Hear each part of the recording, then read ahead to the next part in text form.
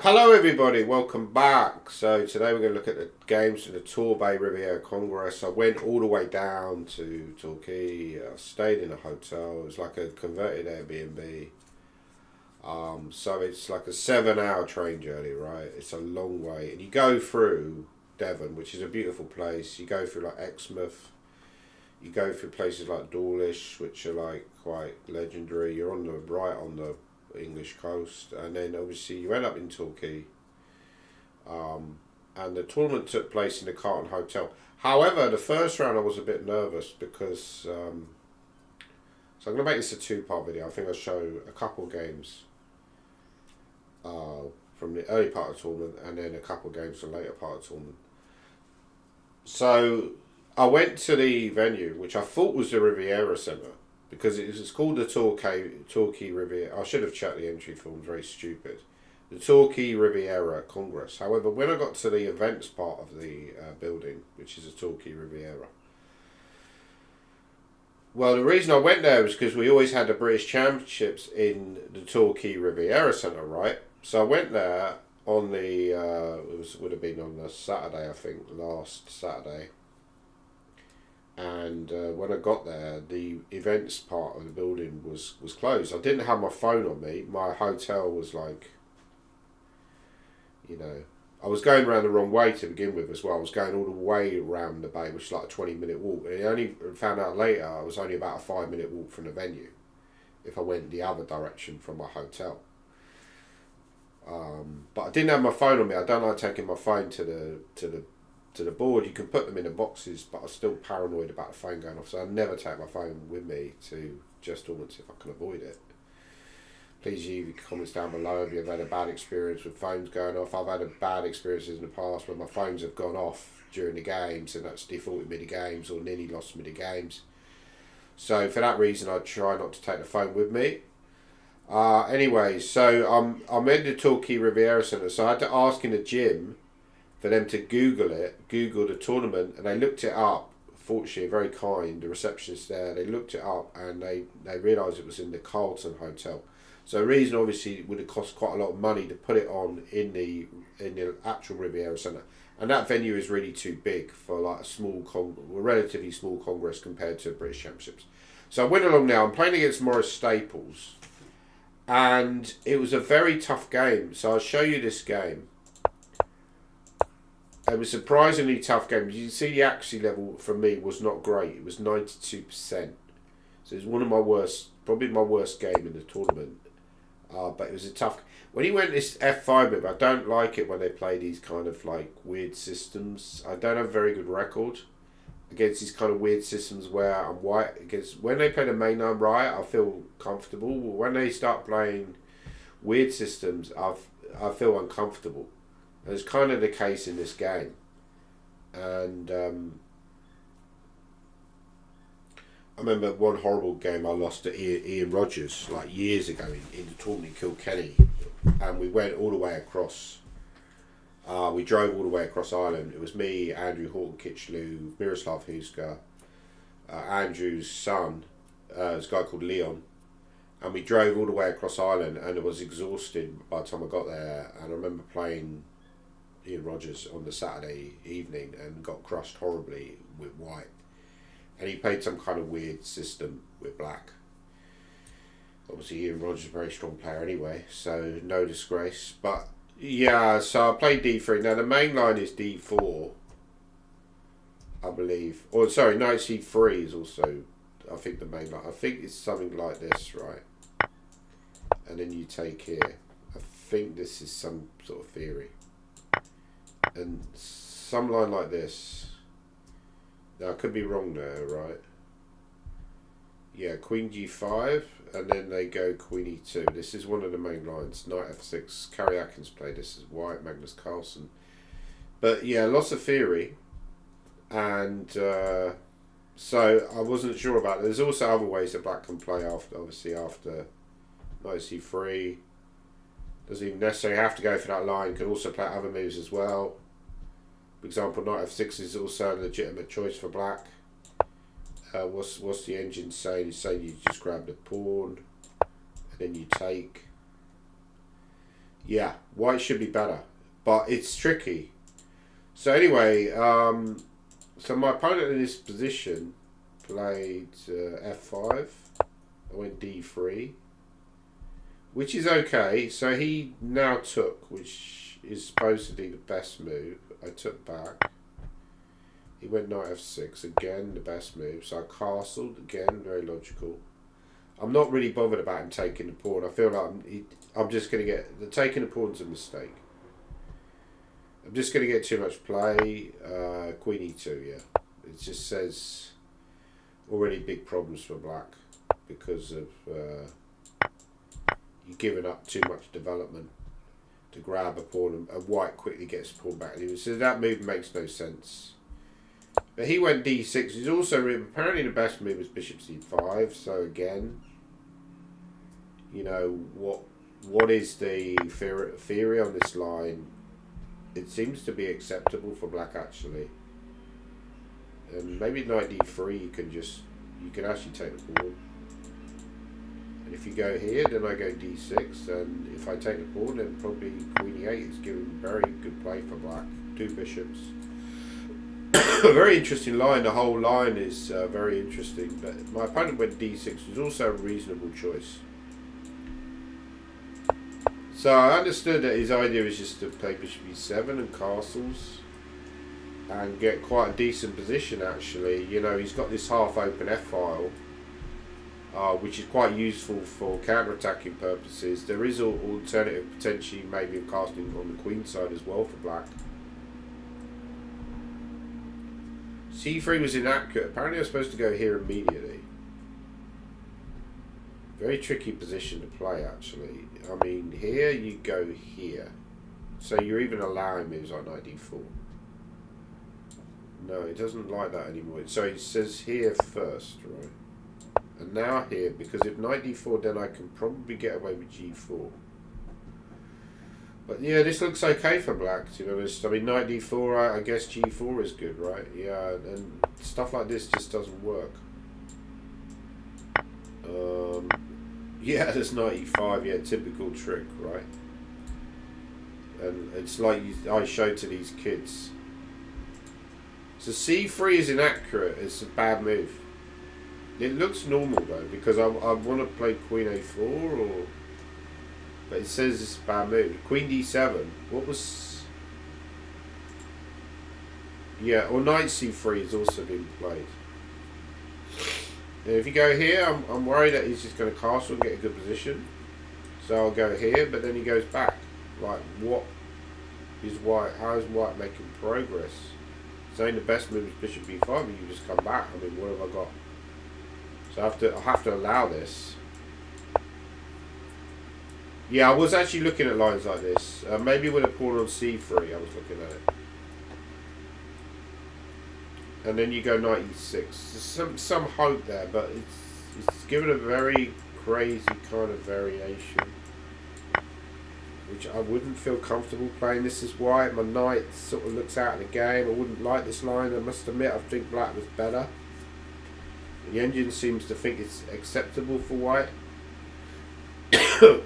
I wouldn't feel comfortable here, to be totally honest. This is knight, it looks terrible there. This looks like an engine line. I went c3, which didn't feel like a terrible move, but queen d7 is a very good idea.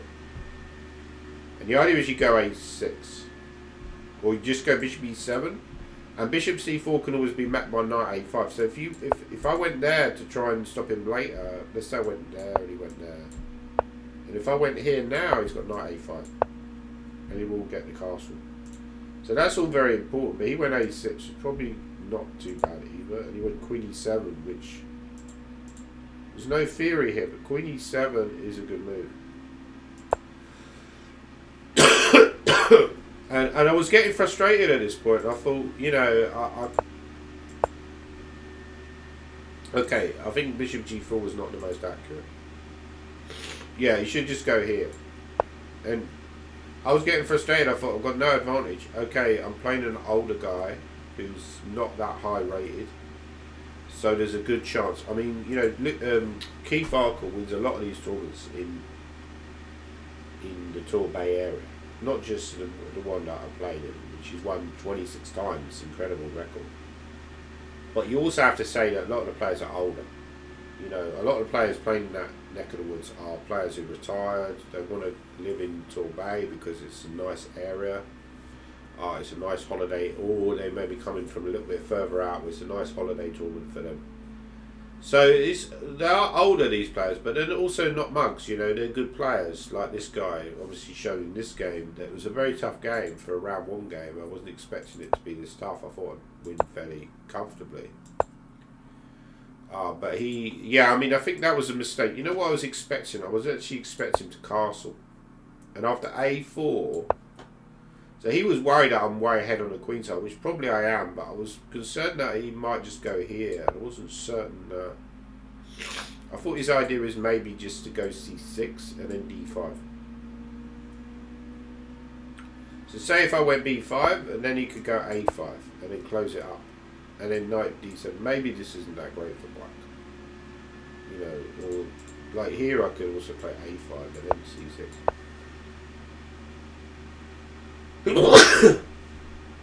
And there are ideas of maybe trying to bring the knight around, like I could even go here, but then he goes D5. This is what I wasn't sure about, or even knight BD7,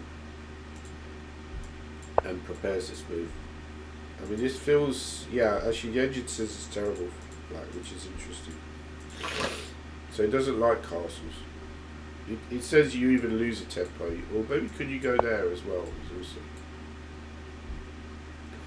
But given that he's put the queen on E7, it's quite hard for him to then readjust and then put the queen on D7. I thought knight D7 was like a bit it's actually not that bad.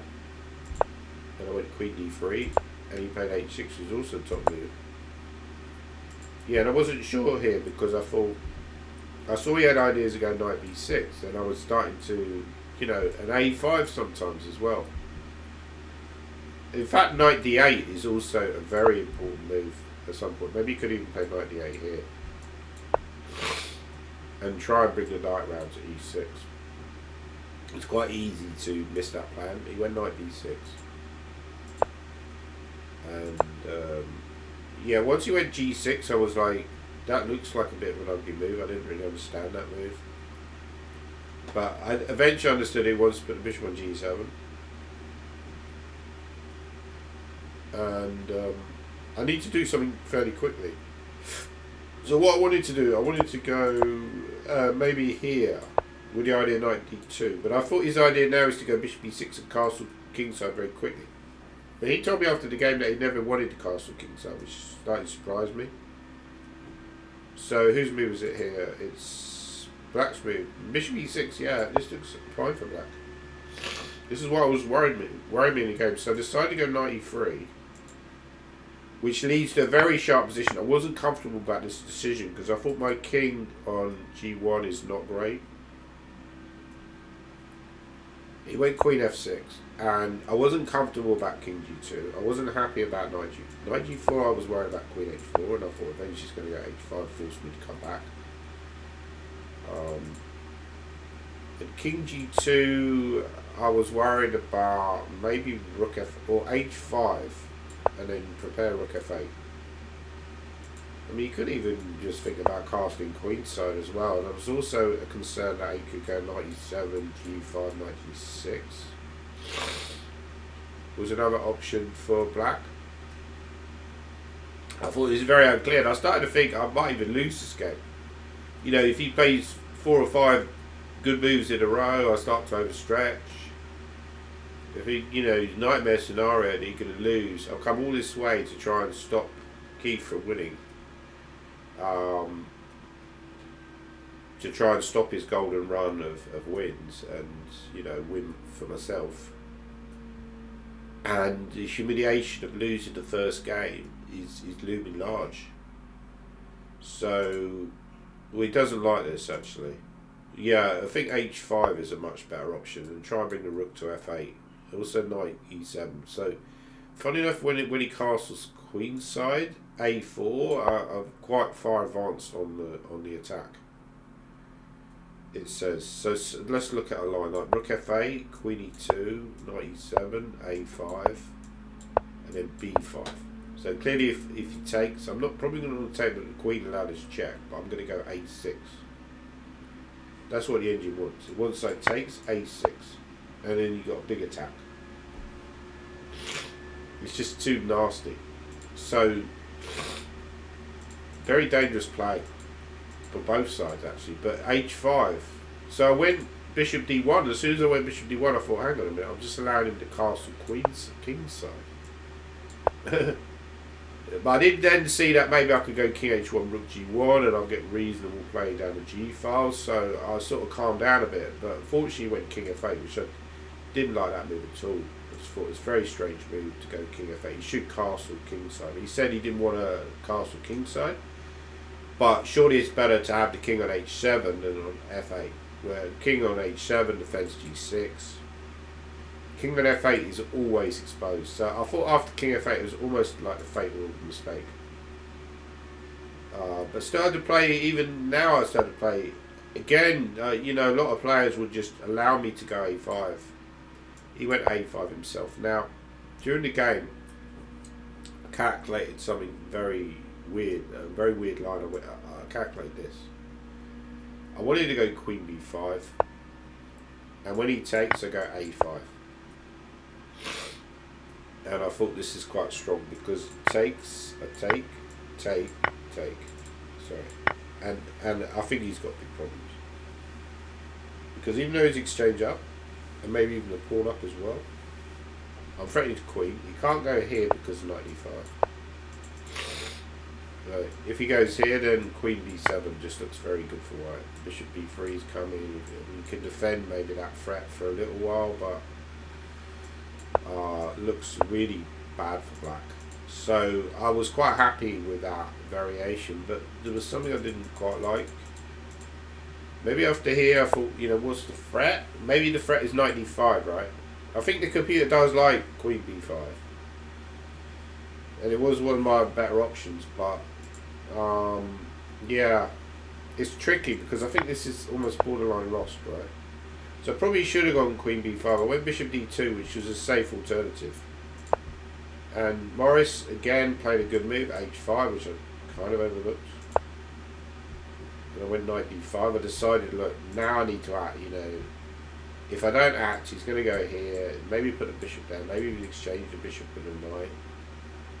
You know, then that kind of knight's pinned because if he ever exchanges darts with bishops, he's going to have a very safe position. Put the king on. Then his king f8 idea would make sense because if he goes bishop h6, king g7, maybe gets to trade darts with bishops. He's got a fantastic position. You know, his sort of position could go very horribly wrong for white if he suddenly went bishop h6, king g7, somehow moved a knight, he traded.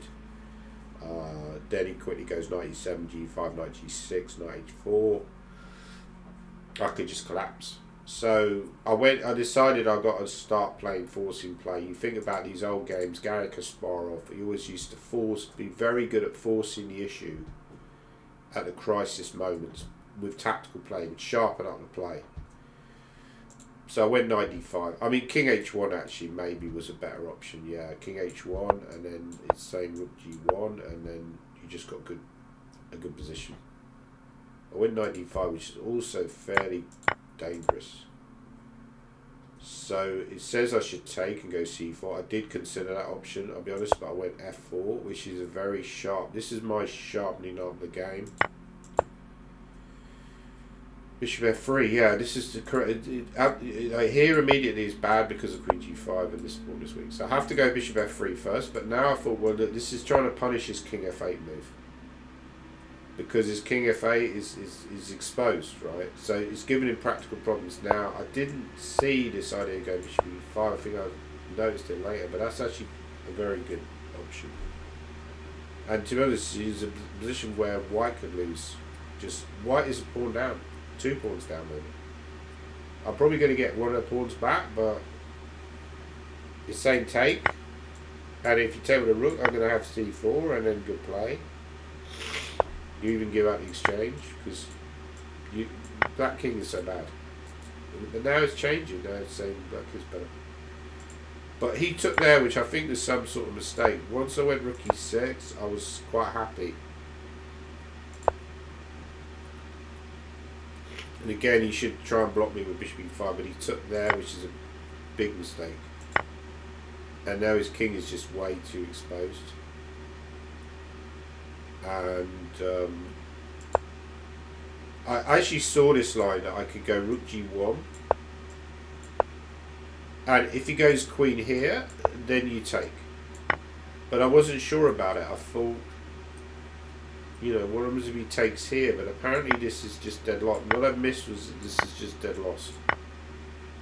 Because he can't, his king, I mean, my king is super safe here. His king is way too exposed. So I think I saw something like this, but underestimated how strong it was. If queen f6 was rook g8, it's quite a simple line, but it was really surprising that maybe I saw something like this and I was worried about stuff like knight g4. It's just not going to survive. For example, you could even just go here, and then you must be winning, because when they bring the king here, you probably something like this. It's just going to be game over, right? His king's too exposed.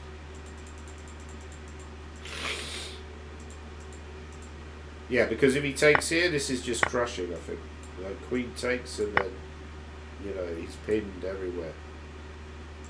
So he played, I played a reasonable alternative, which is not quite as strong, but also like very natural, which is just to bring the rook there and then attack e7. Yeah, so this is where I thought he would go rook g7. So again, you might want to pause your video here and think, what was the reason he didn't go rook g7? It was something he was concerned about here. Still got this bad cold that I picked up in Torquay. It was a tactic that was quite strong for work. So the tactic he was obviously concerned about, which, I mean, I might have even just taken here, but I wasn't totally sure this was like completely winning. But it's obviously very good. You know, you've got 1, 2, 3, 4 pawns left. If you take all the pawns off the board, it's a technical draw. But the fact that white has so many pawns left, it should be a fairly easy win. In fact, I was on the losing side of a queen and bishop against queen position once against Chris Ward in the British Championships in Millfield in Somerset, where I lost. But he played it quite expertly. It was, the opening was a Tromposky.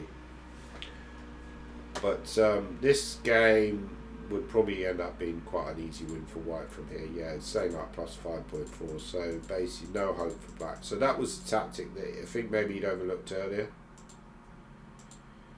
And so he decided to take that pawn. Now, also after rook g7 was queen c7. Maybe that's not as strong, right?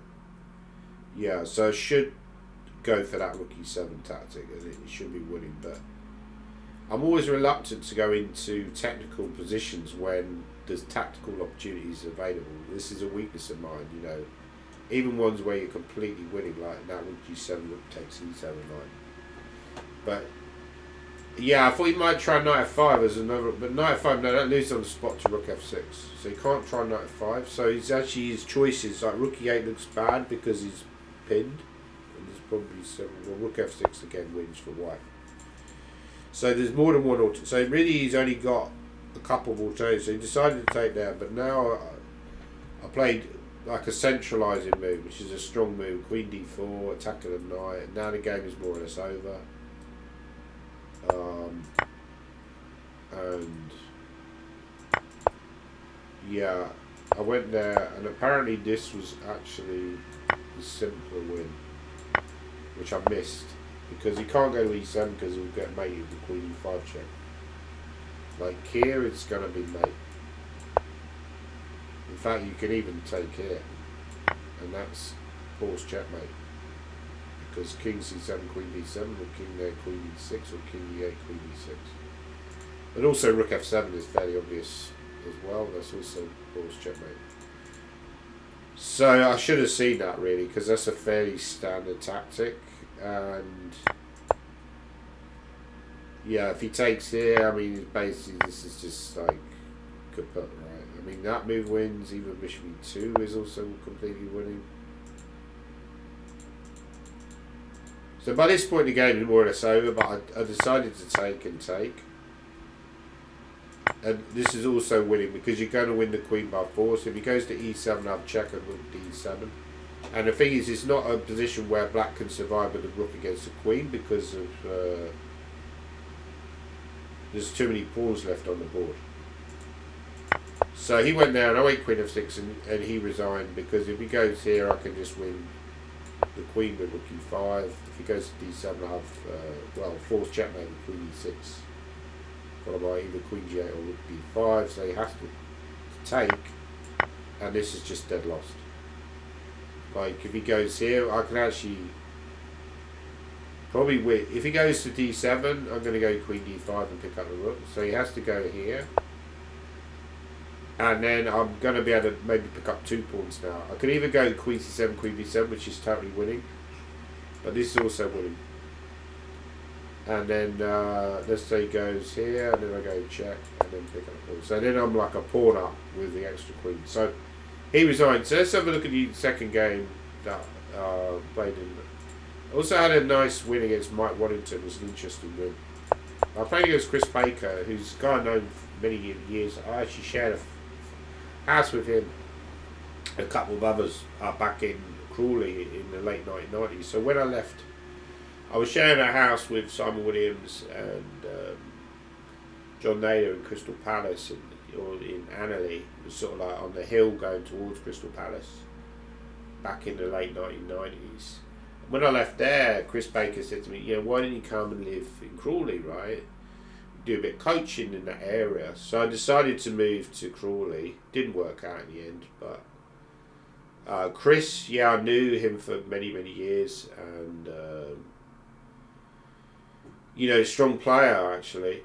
But when I looked up his results beforehand, he had a lot of good results in seniors. He lost very few. It was actually kind of intimidating because I looked up his games and he very rarely lost with white, almost never. He's very strong with white. And I thought he's actually going to go for like a quiet kind of English opening. That was what was concerned me. But he decided to go for this canal attack. As it's called, I think they changed it. It used to be called a Moscow variation, possibly, because of all the kind of anti-Russia sentiment. So here I wasn't sure because I understood his idea was to go c3, bishop c2, and I've had some problems playing against that way of playing him. You could c3 immediately, I think would have run into knight takes e4. There's also d4 as an option, or rook e1. But he went there, and I thought, well, I made this up now, queen a5, but that was actually the best move. b5. And obviously I was a little bit concerned that later on that would run into a4, the queen would be a bit exposed on a5. I wasn't totally sure about this, to be honest. Chris went d3, which was a good option. Yeah, and I think here he's got slightly better options. He went knight d2, which is not a terrible option. But there were other possibilities as well. Not sure what else white should play. Knight g5, I was concerned about some weird stuff like this. f4, maybe that runs into c4. I don't know. You get lots of play for the pawn. Like if you take with a queen, then I'm probably going to castle and throw a bishop here. And there's also this pawn is quite weak.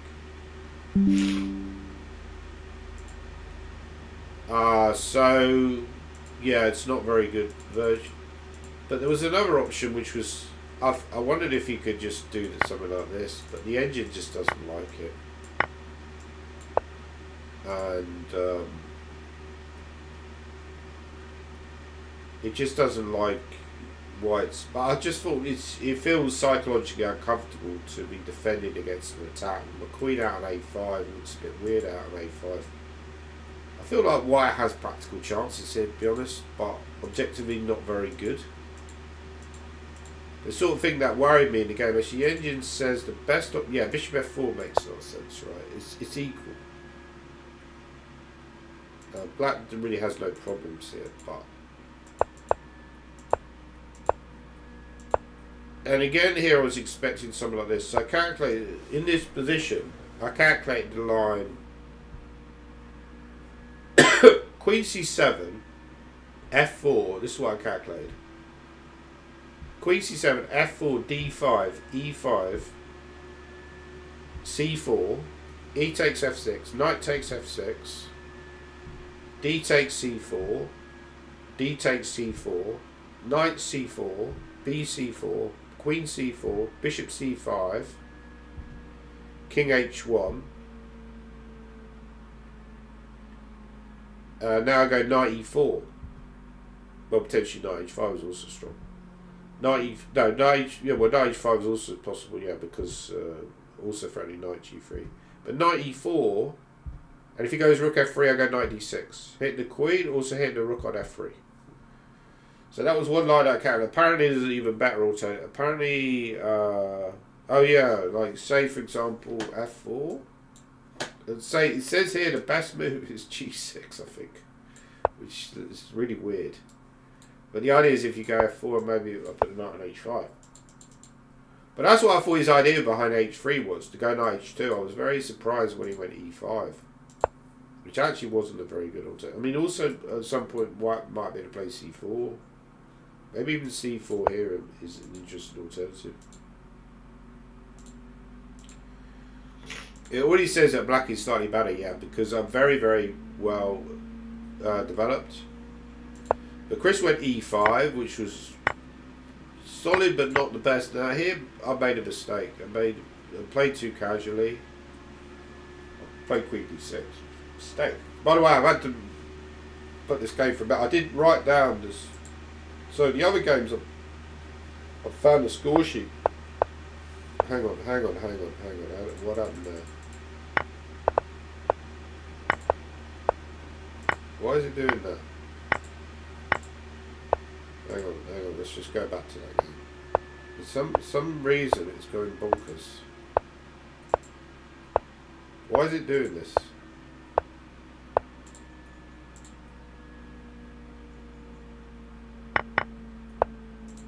It's almost like someone's got control over this game.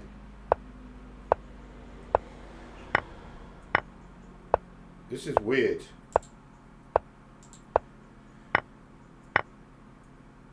It's almost like someone's got control over the board, right? I think it's just like the engine has just gained control, right? I need to unenable the engine. That's very strange, right? I think what happened was the engine somehow just started going bonkers. Anyway, so one of the alternatives was rook d8. I think that was a better alternative because then a4 is running. I saw that I had ideas of c4 possibly. I'm not sure whether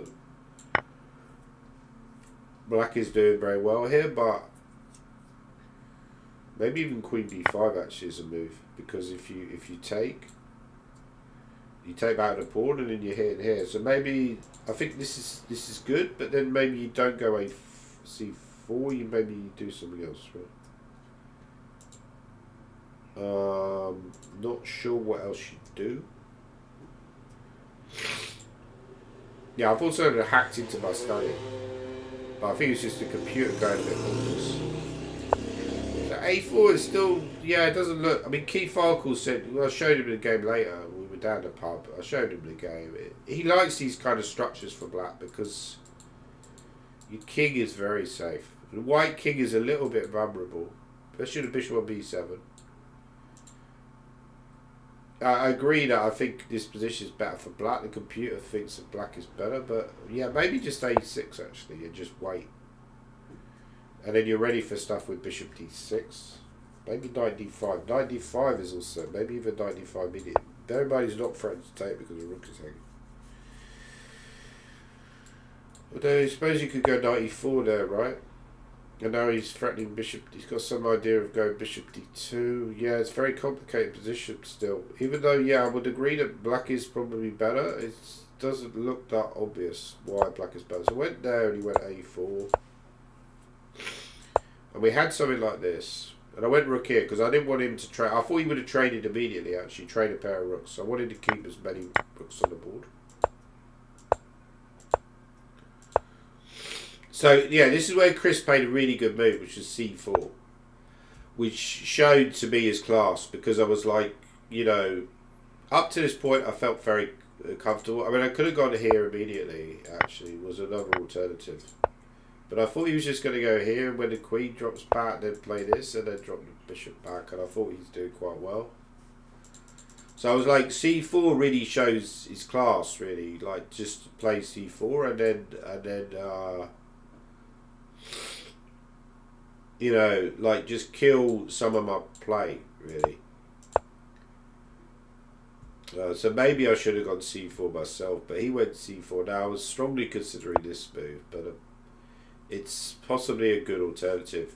The reason is that the bishop is not as good as in the game. You know, he goes back to c2, but it's still blocked by the pawn. He can't, like, d4 is running to takes, and then he can't take with the knight because of the mate.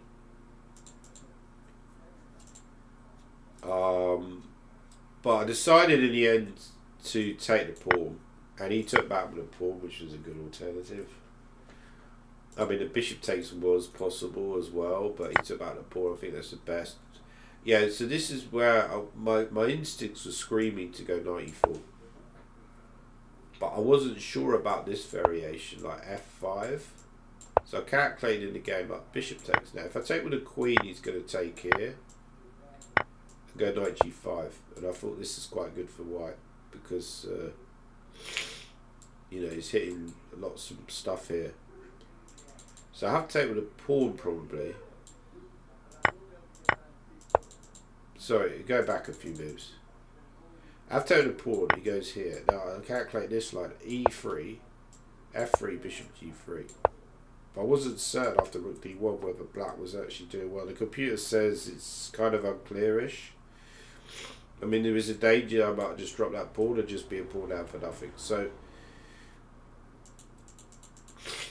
that was another alternative, was to go knight. He kind of felt most natural, because I thought if he does nothing and just plays like a move like here, just developing, then a rook f6, a rook g6, and I quite like my position. Although it has to be said, a rook g6 will maybe just get met concretely by knight h4. So also not that clear. But somehow it felt natural to go knight e4, like more than the game. Like when rook a8. The computer says knight d7 is one of the best alternatives. And he went queen d. I understood that he's probably not. If he goes rook d1, for example, well, there are traps here actually. If I go here, he can actually go rook d6, I think. If I go knight f3, he goes queen f3. The queen d6, queen b7, and white is technically winning. However, after rook d1, I could also play other moves. For example, I could play simply knight f8 was an alternative. And I thought black is fine. He can't go knight e5. So the reason I went knight e7 was, you look at this position, you think, what is my opponent intending to play? I understood his idea is to play bishop d2, bishop c3. And then he's very well placed. So you have to think, how can I interfere with that plan? If I go knight d7 and he goes bishop d2, maybe I can go knight e5. And then here, I win a pawn. And I'm doing very well. So I tried to interfere with that plan with knight d7. And one idea was also to come back to f8 when I'm very secure on the king side. Defend at h7. I think ideas like this just don't work. For example, here, rook d1, I have knight e5. And this is just ending obviously very badly for white. He's won a pawn, but he's just going to get checkmated. Well, he hasn't even won a pawn there, but it's just very bad line for white. So he can't do that. So he went queen d1. There was also maybe alternative queen d3, but then knight f8. So queen d1. I was just feeling a little bit uncomfortable here. I thought, you know, his positions line up against my king side. You know, I mean, I wanted my first instinct was to play. Yeah, I even looked at f5 actually, which is actually one of the top engine alternatives. And you know, I was thinking about this position. I didn't see f5 initially, and then I saw f5, and I thought, well, actually, f5 might be quite good here because you can't take here because of the check. but it just felt slightly very weakening and risky, and I just felt it was almost like a practical decision not to play f5, because it kind of puts me under a lot of pressure to play really, really well after f5. It's the more ambitious move than what I played, and then you go maybe knight f8, you eventually come into g6, and you're grabbing space on the king side. I'm not sure what is the engine saying after f5. Hopefully the engine won't. Yeah, very unclear position. f5 was maybe the best alternative. Also considered maybe h6 was another. No, h6. Yeah, he's got a threat of bishop e4 here. Also considered bishop f8, which is more solid. But then he goes bishop f4, which I didn't like. And I thought if I go g6, maybe he just goes knight. No, he can't go knight e5, but he'll probably go bishop e4. Yeah. And then trade, and then eventually maybe just go knight e5. I mean, I'm never going to win this. I'm probably never going to lose it. It's probably just going to need a draw. So I think that maybe the best last chance was to go f5 to keep it like messy. And he's saying the best move is king f1, which is tough to find. Let's say he plays, what would be a natural move here? Maybe just wait, b3. What does black do? Then it says knight e5. Yeah, you have to be careful about knight e5 as a big threat now.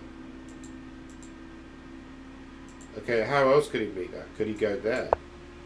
Still knight e5, bishop e2, h6. So f5 is a very ambitious move.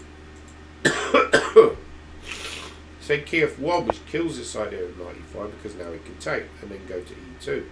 But then you go bishop c7. Then he goes his bishop d2 idea that we talked about earlier. It's very unclear. h6, bishop here, knight f8. Maybe eventually, I will, again, knight g6 might come into the equation. It's very, very messy position.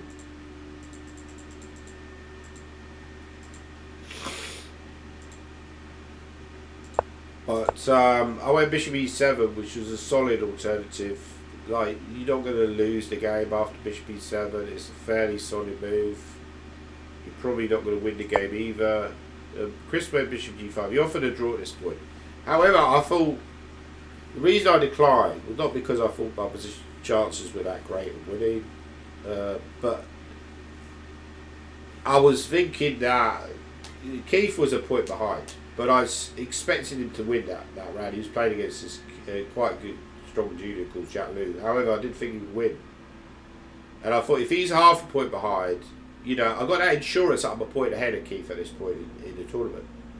And if he was half a point behind, I would really feel the pressure from Keith, you know, given his record in the event.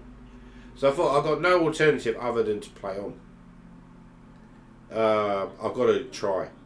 And it worked out, but it could easily have not have done. I took here, and I went there. And knight f6. And I was expecting the game to end in a draw at this point, but I thought I should, you know, I mean, you could play me like b3, for example. I didn't see any advantage for white, for black or white. However, the pawn is a little bit weak on b3, but white has tactical ideas. For example, c5 is weak. Chris went queen f3, which is also a good alternative, and I went rook b8. And I was expecting him to just trade, and I thought the game would end in a draw. But okay, black is practically maybe better, slightly better. You know, still white has to prove that it's a draw. You know, you can go wrong. He says actually knight e4 is a good move because basically you go here and then it's a draw. So that would have probably just been the end of the game, and I probably would have offered a draw. Also rook d1 was another alternative, but then you go king f8 and you're very slightly better. It's not actually that easy for them to make a draw. Let's say they try to do a plan with rook d8 and then rook c8. And one idea I thought was if he puts a rook on, or the knight on e5, right? Or if he puts a rook on c7, then he's in big trouble because this is actually just winning for black. So it's easy to go wrong as well. But if he found knight e4, then there would have just been a draw. But Chris blundered here, and then he played. He went rook d1 because it's almost like, you know, he's forgetting to take first and then go rook d1. So now, I thought for ages, I was like getting nervous. I was thinking, why doesn't Queen B2? I saw this earlier. No, Queen B2 is good, so I went Queen B2. I spent too long. It showed I was nervous. I was. And he went 94. So what is the best move here? And I was thinking for ages, and there was a guy standing behind me, and I kind of told him off, which I felt bad about. It was just like the spectator hanging around, but he was sort of standing right behind me, and it was a really tense situation. And he was watching the games quite intently. This guy, and I thought, I'm getting kind of put off. So I'm quite a sensitive person. I notice everything. I'm not one of these people who are kind of in the zone. If people watching my game, I notice them, right? But I felt bad about that. I shouldn't have really told him off because he wasn't doing anything incorrectly. But what should black play in this position? Because I made a slight mistake here. So what black to play? What should black play in this position? Freeze your video and start to think about what black should play in this particular position.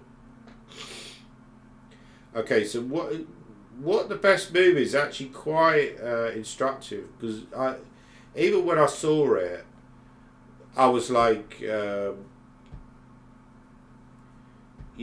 why is that so strong? I don't quite understand why that's so strong. Well, the best move here is Queen E5. Now the reason is you hang on to your pawn, you centralise the queen. But you are allowing double pawns, which you would think is white is getting very close to a draw. But the engine says this is just really bad for black. For white, sorry. Which surprises me, because it doesn't look that clear, Okay, you've got the centralised queen, and you're an extra pawn, but your extra pawn is doubled. I think Mickey Adams would find Queen E5. He likes playing with these double pawns. I've noticed in his games. He likes safe king. But once you go F5, you're really squeezing white for space. The problem is any kind of endings are just dead lost, because I will get Rook B4 in first. And then it's just real pain.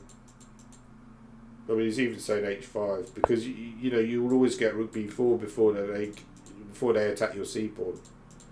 So this is quite an important point. It says the best move is Queen D3 and not even to trade. But I made a big mistake here. So that's what I was saying, with the hidden pressure of the spectator, I was a little bit distracted. And I felt uncomfortable. And it was a critical moment. But obviously, you can't, chess, moaning about how there's no money in chess, and then, when spectators are actually watching the games, I'm complaining about it, which is wrong. So I went H6. So in this position, I had to do this all from memory. I went H6, because I said I lost the score sheet to this game. Chris went Queen F4. Attack the rook. So I understood his idea is to go Rook D7, right? And so I went Queen back to B7. So again, white to play. What should white play here? Is another quiz question. It's quite an instructive position. And Chris made a mistake here. He went H4, which is wrong. It's too slow. It doesn't really create a threat. You go H4, but you're not really intending to go G4, G5 really, because your king's going to become too exposed. So what he should have done, what I missed, was that he could have gone Rook D7. Now, I thought this was good, but the problem is he goes Queen E5, and I can't go Queen D4 because my king is too far away. So, originally I looked at this, I thought, I've got Queen D4, right? Centralising the queen is what you're supposed to do in the queen and pawn endgame. However, for concrete reasons, this is actually winning for white. Because if my king was on G8, I could play King F8 and win that king and pawn endgame. But now, my king's too far away. If I go D3, he goes King F1, he gets to my pawn, I can resign the game. So I can't go Queen D4, so how do I defend the pawn? I have to play a passive move like Queen C6. You can still play this on, don't get me wrong, but it should objectively be a draw. So he missed Rook D7. Maybe that was his last great chance to get a result in this game, Chris. that we made a lot of mistakes, both of us. But suddenly I was starting to control the game. I think he went. I wasn't sure about the move order of these moves. I think he went.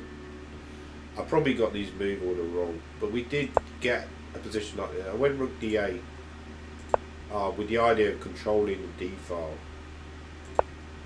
and Chris came in,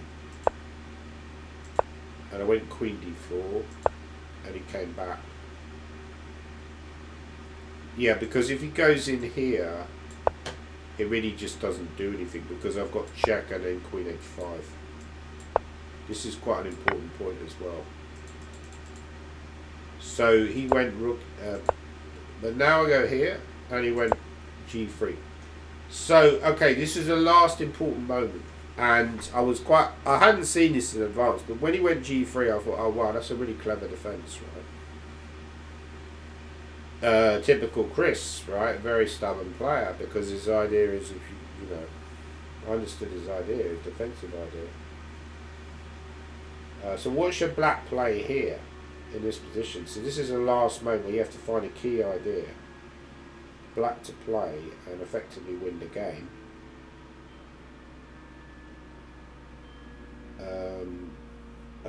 I did find the right idea here for once.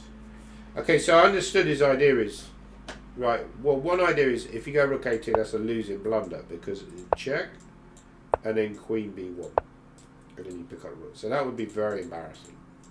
Okay, the other idea of rook a1 apparently is not enough or not a very good alternative. So I think he just takes. Potentially maybe can throw in the check as well first. And then comes here, and then he always has counterplay against my pawns. Yeah, so for example, if I go queen d4, he has this move queen b1, right? f5. My king is too exposed, he has his idea of going queen e8, queen g6. So that would actually justify his h5. All his ideas are going g3, h4, h5, that would have justified that. But fortunately in this position, instead of that, instead of rook a1, I played the right move, which is rook a3, which is really killing the game off. So I think in these kind of situations where you have a technical advantage in the kind of queen and rook ending, or just a queen versus queen ending, it's very important to control the opponent and not to allow them any counterplay, which I think I did a fairly good job of once I got a technical win one position. And queen f5 was also good because now I'm threatening just to grab the pawn, and I just took the pawn here because I understood he's not threatening any counterplay here, Chris, with stuff like this, because I will get there first. So the game is effectively over by this point. So I just showed the end of the game. I'm now 2 pawns up with.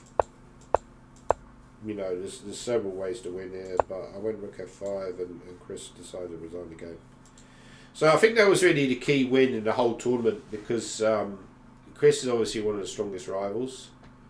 But the fact they kept me a point ahead was really, really like a key thing, because it meant that I could then kind of relax coming in for the tournament. I had that extra insurance, then agreed a quick draw with Keith.